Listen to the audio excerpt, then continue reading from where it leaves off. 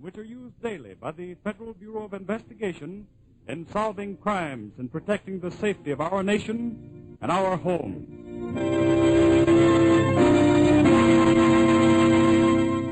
Okay, Tommy, this is it. At least one part of it. The FBI laboratory. Someplace, all right. Say, what's that fellow over there doing? Him? Well, he's running a blood analysis, Tommy. What for? I'm going to hear that 100 times this afternoon, so suppose we do this. Let's reconstruct an imaginary crime. Then as we go through the various laboratories, try to work out the solution from what we see. Now, what sort of a story would you like to hear? Well, my daddy says that now, with the war on and all, any criminal here at home is an enemy of our country. Your dad's right, Tommy. Maybe we ought to trap a couple of murderers. Oh, I knew we'd have to have at least one killing to satisfy you. All right, then, let's start with this blood analysis. What's blood analysis have to do with solving crime? Suppose we're trying to trap a ring of big-time criminals. They're stealing cattle, shipping it east, and selling it undercover. They're nationwide operators, Tommy. And since the FBI has ruined bank robbing and kidnapping, they've been forced to try new angles. Jeepers. Some outfit, huh? Quite an outfit. And let's suppose that the whole thing started somewhere in Texas. The sheriff has been out to one of the largest ranches in his county. Howdy, men. Oh, Sheriff. Hasn't been moved? No, nothing yet. Hasn't been moved at all. He's drilled right between the eyes. Yep, old man didn't have a chance. Somebody plugged him just as he opened the door. Any idea who might have done it? Slim Saunders was around this way a couple of days ago. Saunders. I thought he was in prison. Was, but he's out now. Bullet went clean through the old man Tuttle, huh? Up around here somewhere. Let's see. Shot was fired out front here. Should have piled in the back wall. Yeah, here she is. Get it out. There. Yeah, a steel jacket from a 25-35. I think I'll look up Slim and see what kind of gun he's toting.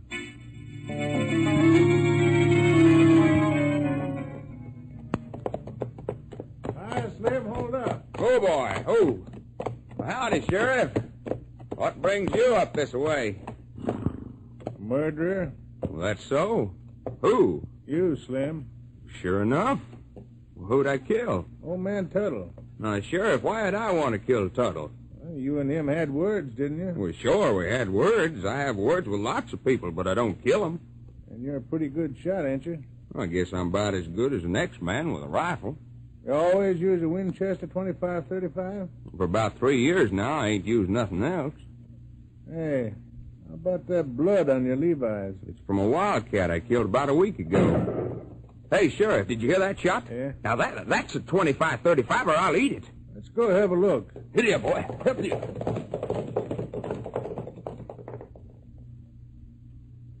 There he is, Sheriff. It's Cactus Dawson, wrangler for old man Tuttle. Yeah. Hey there, Cactus. Hold up there. Howdy, Sheriff. What's up? Yeah. Let's see a rifle, Cactus. Oh, sure. 25-35, huh? Yeah. I'm taking you in, Cactus. Maybe you can tell us something about the murder of old man Tuttle. Old man murdered? That's right. Now, well, who'd want to do a thing like that?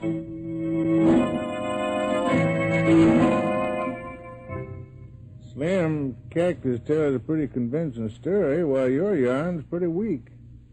Now, there was a trail of blood where old man Tuttle was dragged across the porch, and there was blood on your Levi's. I told you a dozen times, Sheriff. It was from a wildcat I killed about a week ago. It's funny you didn't have no hide in your pack. I killed him because he was stalking a yearling of mine and knocked the skin, and that's the truth, Sheriff. Well, the FBI settled the whole thing. Ought to be hearing sometime today. What's the FBI got to do with it? I sent your Levi's to him along with yours and Cactus rifles. Several cartridges. So you see, Tommy, that brings us right back to that piece of cloth you were asking about. The chemist was able to tell us in a minute that the blood on Slim's Levi's was not human, but wildcat. Maybe so, but he could have killed old man Tuttle. That's right. So we had to go a little further and find out which gun fired the shot. How could you do that? Look at this gadget right over here. That microscope? Not an ordinary one. It's what we call a comparison microscope. What's it do? Here. I put a bullet in this side, and another bullet in the other side. Now look. Uh-huh. I see him. Now, I turn this gadget right here. And what happens? Now there's only one bullet. That's where you're wrong, Tommy. It looks like one bullet. Actually, you're seeing half of both bullets. But both halves look the same. Now you're getting it. Those bullets were fired from the same gun. Only bullets fired from the same gun will match exactly. So that's how you knew whose gun did the killing. That's how. Of course, as soon as we knew, we wired the sheriff what we had learned. All right, men. Here's that telegram from the FBI. Now let's see what's what.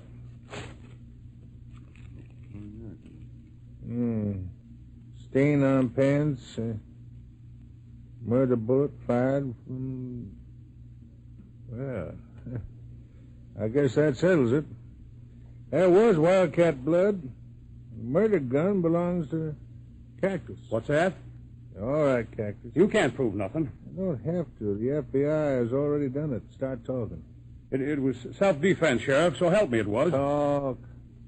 About 3 days ago, a couple of city fellas offered me $200 if I'd sort of keep an eye on the old man that night, just to make sure he kept to the ranch house. If the old man stirred, I was to give a coyote howl as a signal. I was sitting in the saddle about 50 yards in front of the ranch house. Wasn't no moon out. Turn that horse. Who's out there? Speak up. I got a mighty itchy trigger finger. The old man was a dead shot. I knowed I'd have to beat him to the draw. Mighty cheap killing a man for $200, Cactus. I didn't aim to kill him, Sheriff.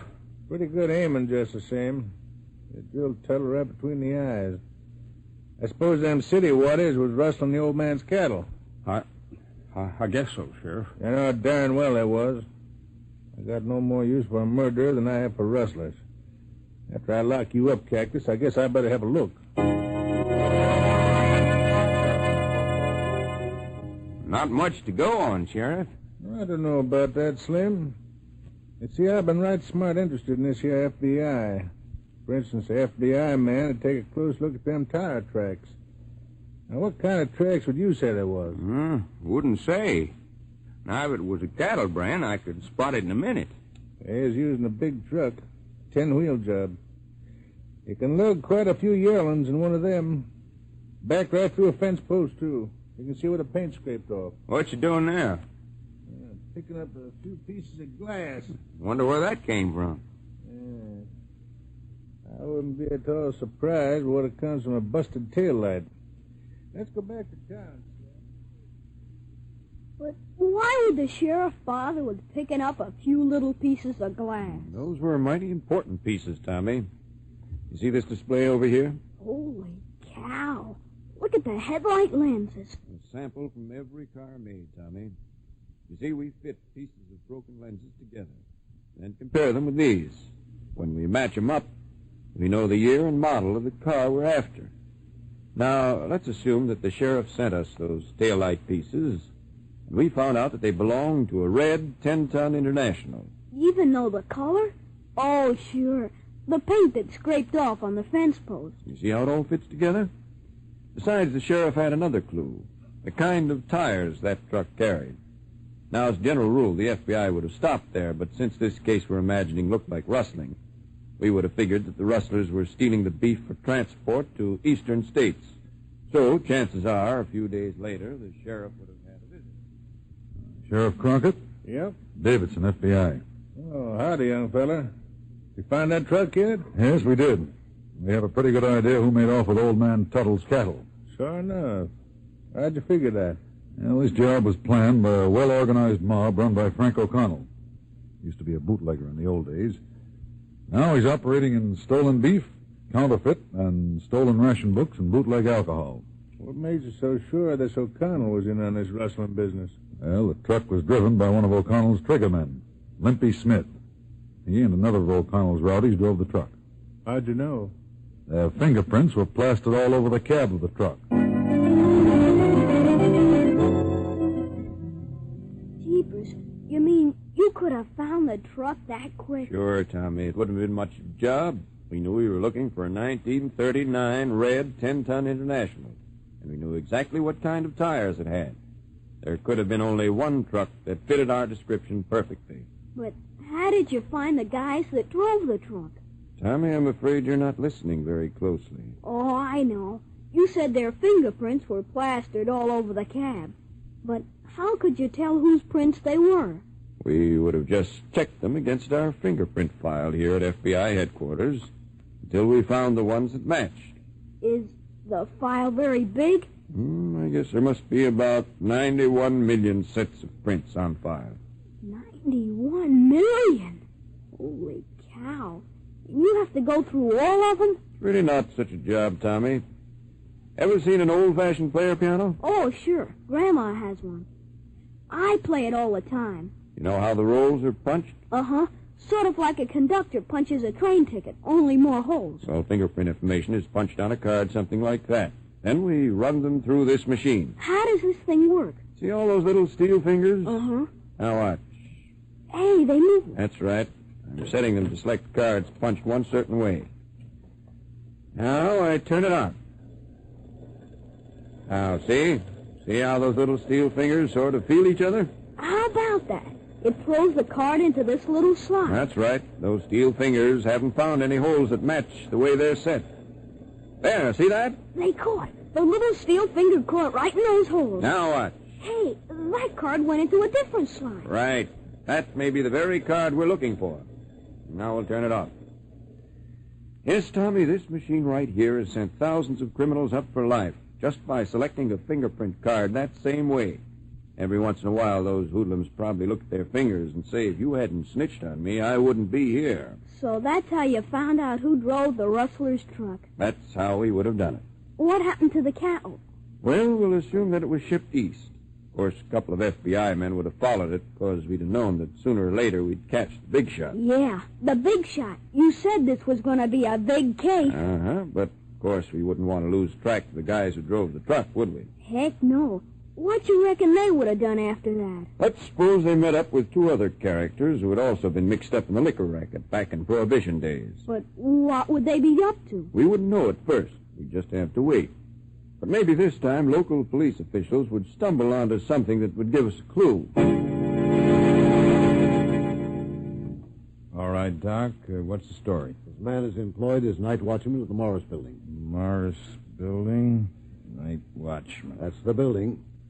Anyway, this man was shot while stepping in his car after work. Where was his car parked? In an alley reserved for parking spaces and building employees and tenants. You got the slug? Just removed it from the man's leg. Nickel jacketed 22.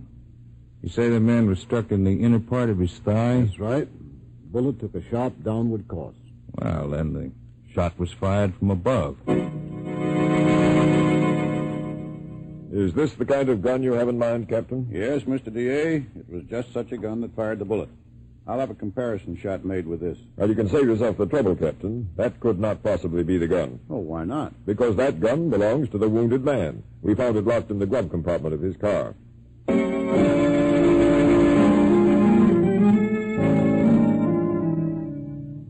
Well, old man, looks like we've solved our case. You mean you caught the man who shot me? I think so. But the defense is working up a pretty strong case. They're going to intimate that you might have carried a gun for your own protection. Oh, that's ridiculous. You know the company forbids me to carry a gun. And they'd say you could have carried a gun inside your shirt and held it in place with your belt. But, proof, man. They can't prove a thing like that. Well, suppose you had carried a gun that way, and suppose in stepping into your car, the trigger had caught in your clothing and was pulled. The bullet would have plowed down your leg. You mean they're going to try to prove I shot myself? Well, that's the most ridiculous thing I ever heard. Ridiculous or not, it could have happened if the gun had a long barrel like this one. That would, mister? Never. That gun belongs to me. I know. But fear of an investigation as to why you were carrying a concealed weapon might have kept you from circumstances of the shooting. It might have, yes, but who'd believe a crazy story like that? Oh, most any jury. You see, a ballistics expert has proved that this is the guilty gun.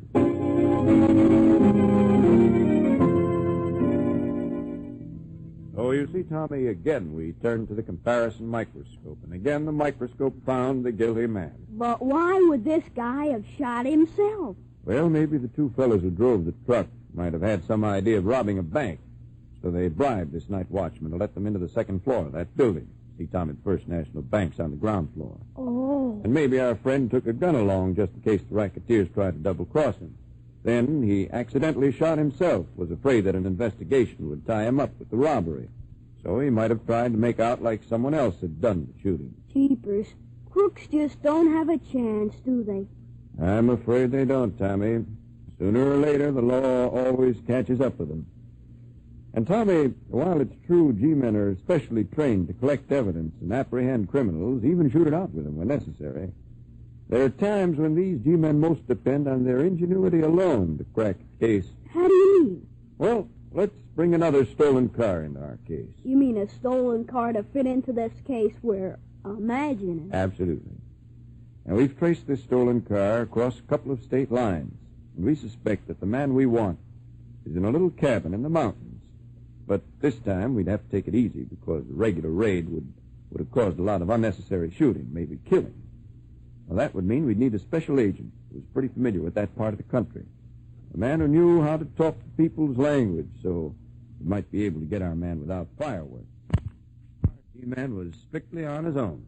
He just had to depend on plain old horse sense. So, early one morning, this G-man set out alone up the steep trail that led to a lonesome dwelling. Presently, he came to a weather-beaten shack.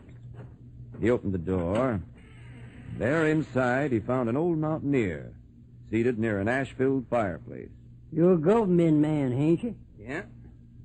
You're Jed's father, ain't you? That's right. I'm Jed's pappy, and you ain't going to take him. You're right. He ain't here, so I can't take him. Somebody play that fiddle around here? Sure, I do myself.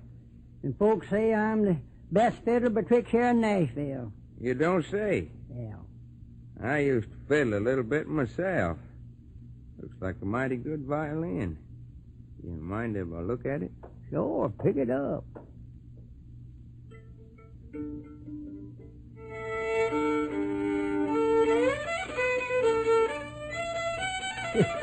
Well, I'm a dog. You can play that thing.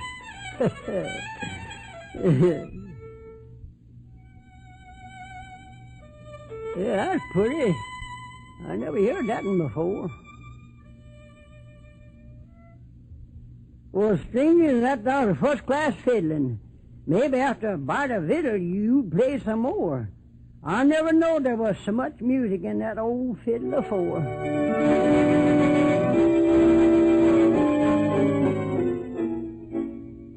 Well, I gotta be getting back. How about Jed? You want him, don't you? No, I don't want him. The government wants him. You know how it is when the government wants a man. It may take days or months or years to get him, but the longer it takes, the worse off he is. Let me hear, stranger. I reckon you're all right. I like the way you talk, and I like the way you fiddle. I'll have Jed at the sheriff's office tomorrow noon. Noon tomorrow. Well, so long till then.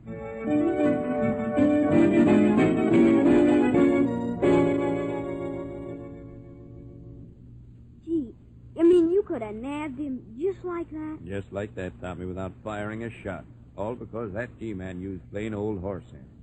Besides, by making friends with Jed's father, he was able to get quite a bit of information. You mean you could have got the goods on the whole gang? Well, maybe not the whole gang, but not enough to know definitely that everything was planned by one mob. The cattle rustling, the attempted bank robbery, everything. Frank O'Connell, eh? Could have been.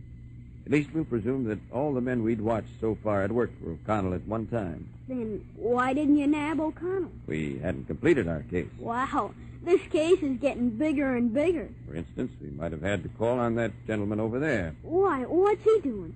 He's checking a clue under a comparison microscope. Here, take a look at this display. What are they? Hairs, Tommy. Hairs from different animals, as well as a collection of slides showing 28 distinct shades of human hair. This is known as the hair and fiber section. Does it have something to do with our case? Well, let's see if it does. Let's suppose that our crooks, like all crooks, finally ran up against the wrong man. A few days later, local police officials found a murder on their hands. It happened in a small filling station just on the edge of town. After 2 days of exhaustive search, the officer in charge of the investigation reported to his superior. Got anything on that filling station murder, Sergeant? Not a clue, Captain. No fingerprints. No footprints worth checking. The murderer wore rope-soled sport shoes. You know, apparently he just walked in, stuck a knife in the old man, and cleared out. Oh, that's fine. Just dandy. I reckon the old man was tied up in black market gasoline. Not a chance. Why, just the other day he chased a fellow out of his place and tried to peddle some coupons to him. You say someone did try to sell him coupons? That's what I was told. The old man's a stickler for honesty. So he chases the guy. Hey, wait a minute. Why didn't I think of that before?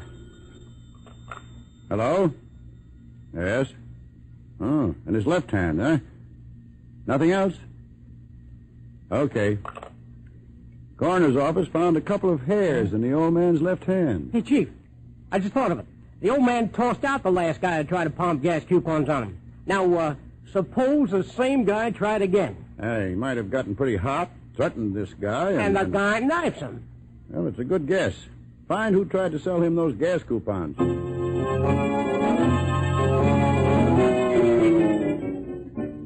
I tell you, you guys got nothing on me. Oh, haven't we now? Would you be interested to know you're booked for murder? Fat chance. Where's your proof? So it's proof you want, eh, Anderson? Remember that filling station killing last week? What about it? Just this about it. The murdered man tangled with his assailant just before he got a knife in his ribs, and a couple of hairs got caught in a ring he wore on his left hand. Very interesting. So now you got a couple of hairs. You wanted proof, Anderson. You're carrying it under your hat. The hairs in the hand of the murdered man match yours exactly.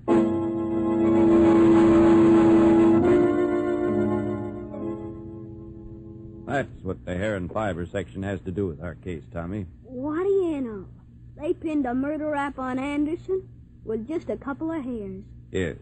And that would have just about sewed up our case, except for one thing. What was that? O'Connell tried to drop from sight entirely. How could he do that? He couldn't, but maybe he thought he could. Let's suppose that he tried to dodge fingerprint identification. You see, Tommy, skin corrugations on the fingers appear about 3 months before birth, and they never vary. The criminal knows this. O'Connell knew it, but suppose, like all criminals, he tried to convince himself that in his case, nature would make an exception.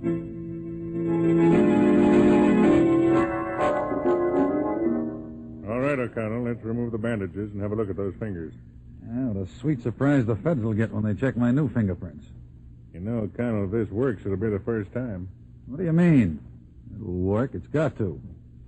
No man's fingerprints have ever been changed by an operation. All right, come on. Get those bandages off, Doc. Okay. There you are.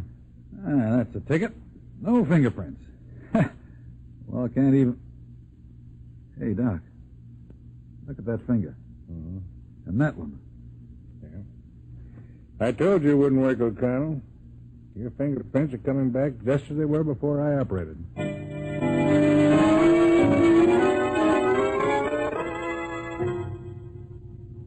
You mean even an operation didn't change his fingerprints? No, Tommy. Fingerprints cannot be changed. Acid, burn, surgery, nothing affects them for long. That's why the 91 million prints that we have on file here at the FBI are the biggest man-trap ever devised. Wow. What'd O'Connell do after that? O'Connell went back to his old hideout, but we already had that spotted. Then, to clean up the case, of course, we would have planned to attack at night. Let's imagine that shortly after midnight, the lead car drew up a short distance from the hideout.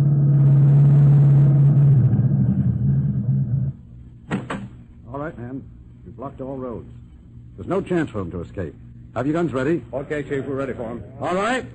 You! Inside there! The house is surrounded! Come out with your hands up! They heard you, Chief. Looks like we'll have to smoke them out. Come out! Or we'll come in! The whole gang's in there. All right. Drive them out. Are you ready to come out yet? Well, give me a tear gas. Right. Here they come. 1, 2, 3, 4, 5, 6. Only 6 of them, Chief. There should be 7. Whoever's left in there, better come along. No, I don't, Cumber. You want me, come and get me. That's O'Connell, Chief. He's upstairs. That's why the gas didn't get him. Give him another dose. That'll bring him out. That did it. Here he comes. Watch it. He's liable to try to shoot his way out.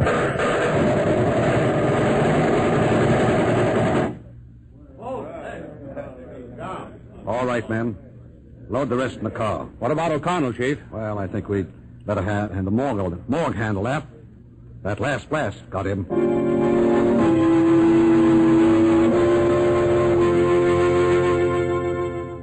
Gee, you almost had me believing you there for a while. Sometimes I forgot this was just an imaginary case. It wasn't as imaginary as you might think, Tommy. I told you a story just to connect all the things you saw here. Blood analysis, the work of the hair and fiber section, ballistics, fingerprints.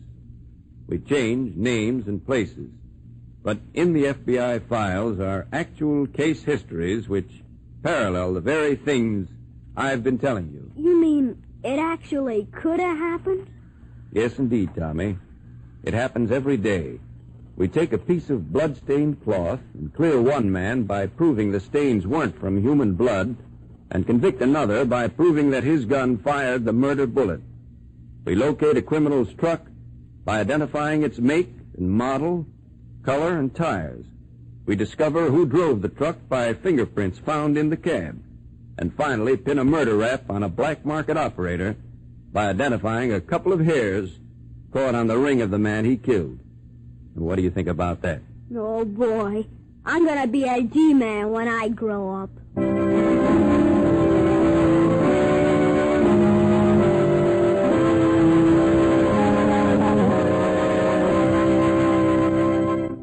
Today's chapter of Adventure Ahead has taken you behind the scenes of the Federal Bureau of Investigation. For obvious reasons, names, dates, and places were purely fictitious, but the entire story was based on actual incidents and factual material contained in the book Inside the FBI by John J. Florida. Investigative techniques were those which Mr. Florida describes, which are used daily by the Department of Justice in solving crimes and safeguarding America.